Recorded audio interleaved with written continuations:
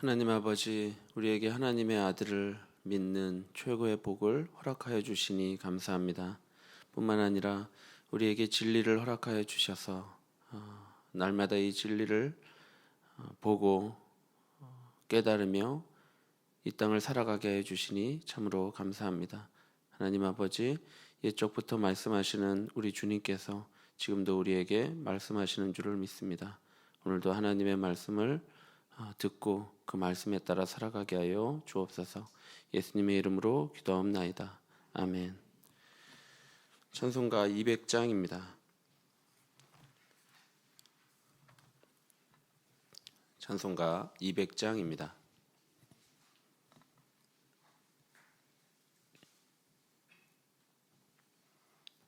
다 함께 찬송가 200장 하시겠습니다.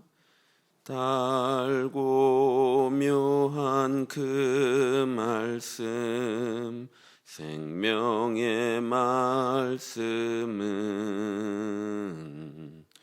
귀한 그 말씀 진실로 생명의 말씀이 나의 길과 믿음 밝히 보여주니 아름답고 귀한 말씀 생명샘이로다.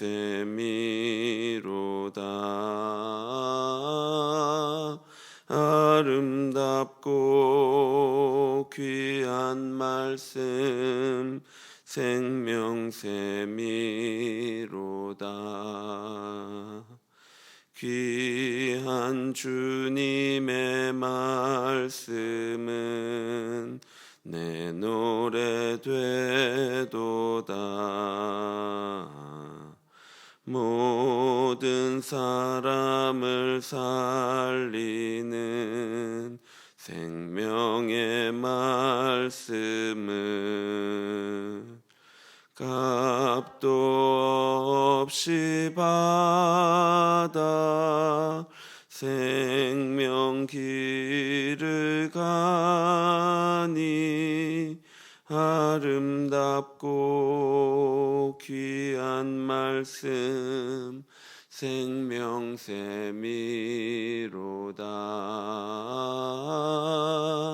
아름답고 귀한 말씀 생명샘이로다. 널리 울리어 퍼지는 생명의 말씀은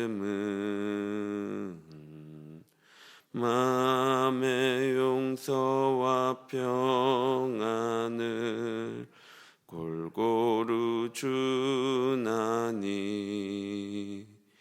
다만 예수 말씀 듣고 보급받네. 아름답고 귀한 말씀 생명샘이로다.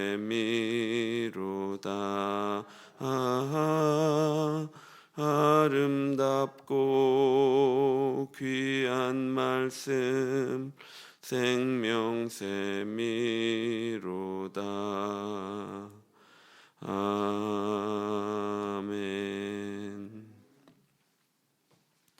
성경 말씀 히브리서 1장 1절에서 4절 말씀입니다. 히브리서 1장 1절부터 4절까지 말씀입니다.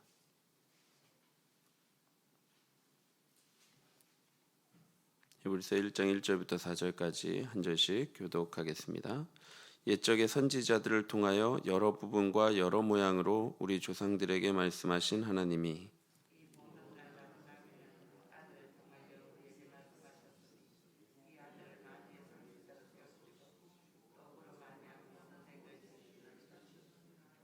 이는 하나님의 영광의 광채시요 그 본체의 형상이시라. 그의 능력의 말씀으로 만물을 붙드시며 죄를 정결하게 하는 일을 하시고 높은 곳에 계신 지극히 크신 이의 우편에 앉으셨느니라.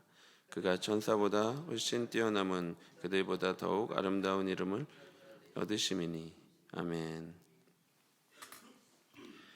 히브리서는 제목에서 보는 바와 같이 히브리인들, 즉 유대인 그리스도인들에게 쓰여진 책입니다. 저자에 대해서는 역사적으로 학자들 간에 많은 논의가 있었지만 일치된 견해는 아직 없습니다. 쓰여진 시기를 보면 주후 60년대 정도로 추정을 합니다. 대다수의 학자들은 디모데가 아직 생존해 있는 것을 봐 주후 100년 이전으로 보고 또 2세대 그리스도인들에 대한 언급을 볼 때 주후 60년 이후로 봅니다. 그래서 저작 연대를 넓게는 60년에서 100년으로 추정하는데요. 그런데 시기를 60년대로 특정하는 이유는 히브리서의 핵심적인 주제 때문입니다. 히브리서는 예수님의 탁월함을 강조하면서 희생제사에 대한 주제를 말씀하고 있습니다. 그런데 주 70년에 일어난 성전 파괴에 대한 기록이 히브리서에는 존재하지 않습니다. 만일 주 70년 이후에 히브리서가 기록되었다면 성전 제사를 주제로 하고 있는 히브리서에 성전 파괴를 기록하지 않았을 리가 없습니다. 따라서 기록 시기를 주 70년 이전으로 보아서 주 60년대가 히브리서의 기록 연대로 보고 있습니다. 중요한 것은 기록 목적입니다. 히브리서는 유대인 그리스도인들에게 쓰여진 글이지요. 저자가 유대인 그리스도인들에게 이 히브리서를 쓴 이유는 당시 독자들이 예수님을 믿는 믿음에서 이전에 신앙하던 유대교로 되돌아가려고 했기 때문입니다. 예수님을 믿는 믿음에서 이전에 신앙하던 유대교로 돌아가려 한 것입니다. 당시 독자들은 예수님을 믿는 믿음 때문에 핍박을 받고 사회적으로 냉대를 받고 있었습니다. 그래서 이런 핍박으로 인해 예수 그리스도를 믿는 믿음을 저버리고자 하는 유혹이 있었습니다. 그런데 유대교는 당시 로마 제국의 합법적인 종교 가운데 하나였습니다.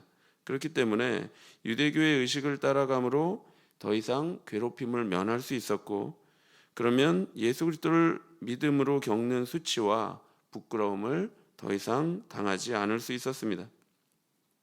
뿐만 아니라 이런 사회적 분위기와 맞물려서 유대인 그리스도인들은 그리스도의 피로 죄가 깨끗하게 되었다는 것에 대한 확신이 희미해졌을 것입니다.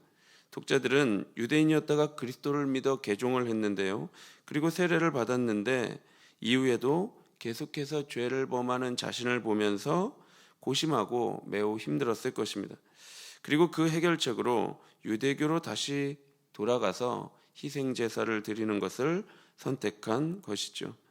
그래서 히브리서 저자는 오직 그리스도의 희생을 통해서만 하나님께 담대히 나아갈 수 있다는 것을 히브리서 전체에서 강조하고 있으며, 과거뿐 아니라 현재와 미래에까지 그리스도의 제사가 영원히 영향을 미친다고 강조하고 있는 것입니다. 이러한 배경에서 히브리서 저자는 예수 그리스도를 믿는 믿음에서 떨어져 나가지 말 것을 촉구합니다. 예수와 새 언약을 저버리지 말고 모세의 율법과 옛 언약으로 되돌아가지 말 것을 촉구하고 있습니다. 따라서 히브리서는 예수 그리스도의 탁월성을 여러 면에서 강조하고 있는데요. 그 이유는 오직 예수 그리스도를 바라보는 것만이 우리가 구원을 얻는 유일한 길이기 때문입니다. 오늘 우리가 읽은 본문은 히브리서 전체의 서론입니다. 한글 번역에서는 나타나지 않지만 히브리서 원문에서는 1절에서 4절까지가 한 문장으로 기록되어 있습니다.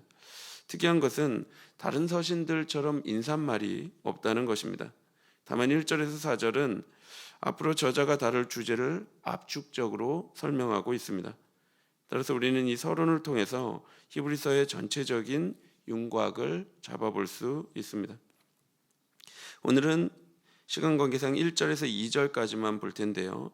1절에서 2절을 보면 옛 계시와 새 계시를 비교 대조하고 있습니다. 1절을 먼저 보시겠습니다. 옛적의 선지자들을 통하여 여러 부분과 여러 모양으로 우리 조상들에게 말씀하신 하나님이 히브리서 저자는 하나님에 대하여 말씀하시는 분으로 묘사하고 있습니다. 하나님은 말씀하시는 하나님입니다. 하나님은 옛적부터 지금까지 한결같이 말씀하시는 하나님이십니다. 그런데 옛적에는 선지자들을 통하여 여러 부분과 여러 모양으로 말씀하셨습니다. 하나님은 여러 번 다양한 방법으로 우리 조상들에게 말씀하셨죠.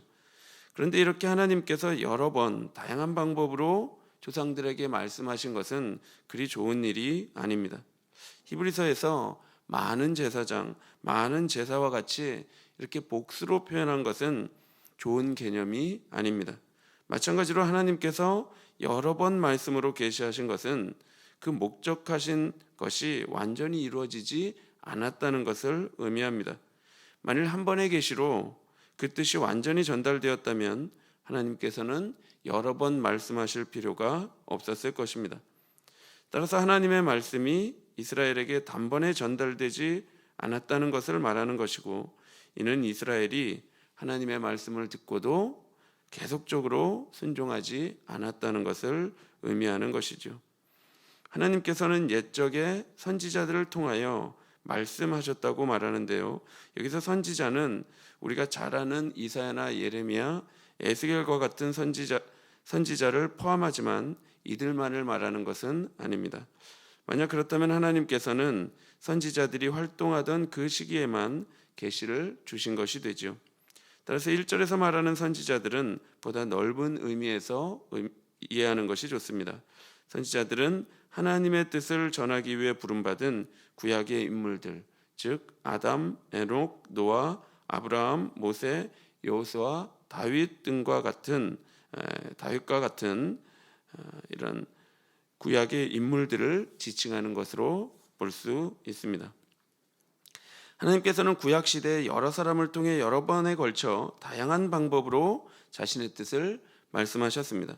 그런데 그렇게 말씀하셨던 하나님께서 그 방식을 바꾸셨습니다.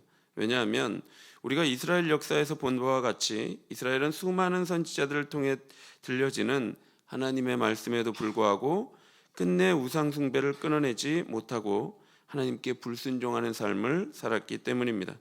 이스라엘은 심판을 말하는 하나님의 선지자들의 말씀을 듣지 않고 거짓된 화평을 말하는 거짓 선지자들의 말을 듣는 것을 좋아했습니다. 마태복음 21장의 포도원 농부 비유에서도 보는 바와 같이 이스라엘은 주인이 보낸 종들을 심히 때리고 죽이고 돌로 치는 일을 서슴지 않았죠. 이에 대한 하나님의 반응이 무엇입니까? 하나님은 구약시대에 여러 사람을 통해 여러 번에 걸쳐 다양한 방법으로 말씀하셨는데 이제 그 방법을 바꾸셔서 자기 아들을 보내어 말씀하십니다. 2절입니다. 이 모든 날 마지막에는 아들을 통하여 우리에게 말씀하셨으니 이 아들을 만유의 상속자로 세우시고 또 그로 말미암아 모든 세계를 지으셨느니라. 하나님께서는 이 모든 날 마지막에 아들을 통해 새롭게 우리에게 말씀하셨습니다. 구약시대에 그동안 여러 사람을 통해 여러 모양으로 말씀하셨던 하나님은 이제 자기 아들을 보내어 말씀하셨습니다. 그 말씀은 바로 예수님 자신입니다. 하나님은 태초에 함께 계셨던 그 말씀을 최종적 계시로 이 땅에 보내셨습니다. 따라서 예수님은 존재일 뿐만 아니라 그 존재 자체가 메시지요, 하나님의 말씀이십니다. 그런데 하나님께서 아들을 통해 주신 계시는 이전의 구약시대의 선지자를 통해 주신 계시와는 달랐습니다. 이전의 계시는 반복적이고 부분적이었습니다. 그러나 아들을 통해 주신 계시는 완전하고 최종적입니다. 옛 언약은 다양하고 부분적이지만 새 언약은 단일하고 결정적입니다. 이 최종적인 계시는 모든 날 마지막에 주어졌습니다. 이 종말은 예수 그리스도의 오심부터 다시 오심까지를 말하는 것입니다. 하나님께서는 자신의 가장 최종적이고 최고의 말씀을 이 종말의 때에 우리에게 주신 것이죠. 따라서 더 이상 다른 계시를 필요로 하지 않으며 우리는 더 이상 다른 말씀을 기대하지 말아야 합니다. 모든 말씀은 예수 그리스도 안에 있습니다. 따라서 우리는 예수 그리스도를 통해 하나님의 최종적인 말씀을 보아야 합니다. 아들은 선지자들과 근본적으로 다릅니다. 새 시대가 밝았고 새 언약의 시대가 도래했습니다. 따라서 더 이상 옛 언약은 우리에게 유효하지 않습니다. 물론 이전의 시대의 말씀들도 여전히 하나님의 말씀입니다. 하나님의 말씀으로서의 권위를 분명히 갖습니다. 그러나 옛적의 선지자들을 통하여 여러 부분과 여러 모양으로 하신 말씀은 이제 그의 아들을 통하여 성취하신 최종적인 말씀, 즉 예수 그리스도 안에서 성취된 말씀에 비추어서 해석되어야 합니다. 히브리서 저자는 이렇게 글을 시작하자마자 옛적의 선지자들을 통하여 하신 말씀과 이 모든 날 마지막에 아들을 통하여 하신 말씀을 대조하시면서 우리가 이제 누구에게 집중하고 누구를 바라보아야 하는지를 분명하게 말씀하고 있습니다. 그 초점의 대상은 아들 예수 그리스도입니다. 사랑하는 성도 여러분, 하나님은 지금도 말씀하십니다. 옛적에는 선지자들을 통하여 여러 부분과 여러 모양으로 말씀하셨지만 이 종말의 때에 하나님은 자기 아들을 보내셔서 그 아들을 통해 그동안의 말씀을 최종적으로 계시하셨고 또한 그 아들을 통해 그 말씀을 성취하셨습니다. 여러분, 그 말씀이 어디에 있습니까? 그 말씀이 바로 신약 성경에 있습니다. 복음서를 통해 우리는 하나님께서 아들을 통해 하시고자 하신 그 말씀이 무엇인지 볼 수 있고 깨달을 수 있습니다. 하나님께서 아들을 통해 성취하신 말씀의 내용이 무엇인지 알 수 있습니다. 그리고 신약 성경 전체를 통해 그분의 인격과 사역에 대해 더욱 자세히 알 수 있죠. 모든 구약 성경은 예수 그리스도의 오심을 바라보고 있습니다. 그리고 신약 성경은 예수 그리스도의 인격과 사역 그리고 다시 오심에 대하여 증거하고 있죠. 따라서 우리는 구약 성경이 비추는 예수 그리스도를 신약 성경을 통해 볼 수 있어야 하고 신약 성경이 확증하는 예수 그리스도로 인해 성취된 말씀을 통해서 구약 성경을 볼 수 있어야 합니다. 따라서 우리는 신구약 성경을 통해서 예수 그리스도를 온전히 만날 수 있으며 하나님의 아들을 통하여 말씀하신 최종적인 계시를 만날 수 있습니다. 새로운 말씀은 더 이상 없습니다. 계시는 종결되었습니다. 따라서 우리가 할 일은 새로운 계시를 받고자 새로운 예언자들을 찾아가거나 신비 체험을 갈망하는 것이 아닙니다. 우리가 해야 할 일은 이미 하나님이 아들을 통해 계시하신 이 성경 말씀을 풀고 이해하고 깨닫기 위해 온 노력을 다하는 것입니다. 이 안에 감추어진 하나님의 비밀이 있습니다. 우리 모두가 성경 말씀을 통해서 하나님의 최종적인 계시이신 예수 그리스도를 만나게 되기를 바랍니다. 그분이 얼마나 높고 위대하신 분이신지, 그런 하나님의 아들께서 우리에게 어떠한 사랑을 베푸셨는지 성경을 통해 날마다 그 은혜와 사랑을 되새기시기를 바랍니다. 그래서 이 말씀을 능력으로 구원을 누리고 이 말씀의 능력으로 구원을 누리고 구원을 전하며 살아가는 모든 새언약 백성이 되기를 간절히 바랍니다. 기도하겠습니다. 하나님 아버지, 그동안 구약 성경을 통해서 비추셨던 그 예수 그리스도를 이제 우리에게 보내어 주셔서 그 성경의 진리를, 그 말씀, 하나님의 계시를 밝게 예수 그리스도를 통하여 우리에게 비추어 주시니 참으로 감사합니다. 하나님, 이제 우리가 그 하나님의 비밀을 받은 자로서 그 비밀을 늘 읽고 새기게 하여 주시고 이 성경에 나타난 하나님의 그 놀라운 은혜와 그 사랑을 마음속에 간직함으로 말미암아 그 은혜와 사랑을 온 땅에 비추며 살아가는 귀한 새언약 백성이 되게 하여 주옵소서. 감사드리며 예수 그리스도의 이름으로 기도합나이다. 아멘. 하늘에 계신 우리 아버지여, 이름이 거룩히 여김을 받으시오며 나라의 마옵시며 뜻이 하늘에서 이룬 것 같이 땅에서도 이루어지이다. 오늘날 우리에게 일용할 양식을 주옵시고 우리가 우리에게 죄 지은 자를 사하여 준 것 같이 우리 죄를 사하여 주옵시고 우리를 시험에 들게 하지 마옵시고 다만 악에서 구하옵소서. 대개 나라와 권세와 영광이 아버지께 영원히 있사옵나이다.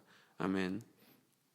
오늘도 성경 말씀을 묵상함으로 예수 그리스도의 은혜와 그를 아는 지식에서 자라가기를 기도하시고 고난 중에 있는 성도들을 위해 기도해 주시고 주일학교 겨울 사역을 위해 기도해 주시고 오늘 수요 저녁 예배를 위해 기도해 주시고 개인적으로 기도하시기 바랍니다.